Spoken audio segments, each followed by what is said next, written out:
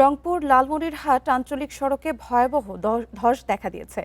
সড়কের অন্তত অর্ধশত স্থানে পিচ ঢালা অংশের নিচের মাটি সরে গিয়ে বড় গর্ত তৈরি হয়েছে। ভাঙা সড়কে চরম ঝুঁকি নিয়ে চলাচল করছেন দুই জেলার যাত্রীরা। এতে প্রায় ঘটছে দুর্ঘটনা। দ্রুত মেরামত না হলে বড় ধরনের ধসের শঙ্কা করছেন যাত্রী ও চালকরা।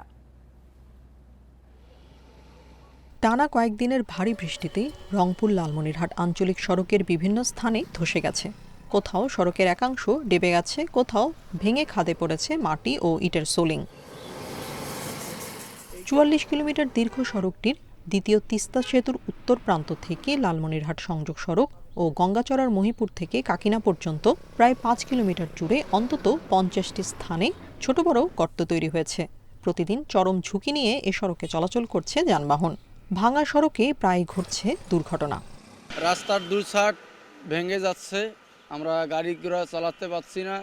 একটা গাড়ি গেলে আরেকটা গাড়ি সাইডে পড়ে যাওয়া লাগে। ওই সামনে একটা বড় গর্ত ছিল, ওখানে অ্যাক্সিডেন্ট হয়, গাড়ি ঘোড়া অ্যাক্সিডেন্ট হয়, মানুষ মারা গিয়েছে।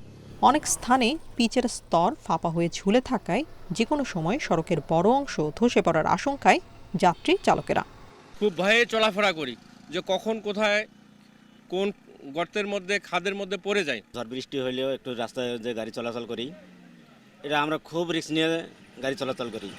ক্ষতিগ্রস্ত স্থানগুলো চিহ্নিত করে জনদুর্ভোগ কমাতে জরুরি ভিত্তিতে সংস্কার কাজ শুরু করা হবে বলে জানিয়েছেন এলজিইডির কর্মকর্তা। কিছু ফান্ড আছে যেটা দিয়ে আমরা ওই জিনিসগুলোকে অ্যাড্রেস করে ওই গর্তগুলোকে পূরণ করছি, এবং সেটা টেম্পোরারি বেসিসে।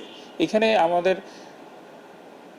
মেনটেন্যান্স যেটা ইউনিট আছে সেই ইউনিটে আমরা এস্টিমেট পাঠিয়েছি, ওখানে স্লো ড্রেন করতে হবে। ওগুলো যদি আমরা পেয়ে যাই আমরা দ্রুততার সাথে বাস্তবায়ন করব, এবং আশা করছি যে আগামী বছর থেকে এরকম আর হবে না।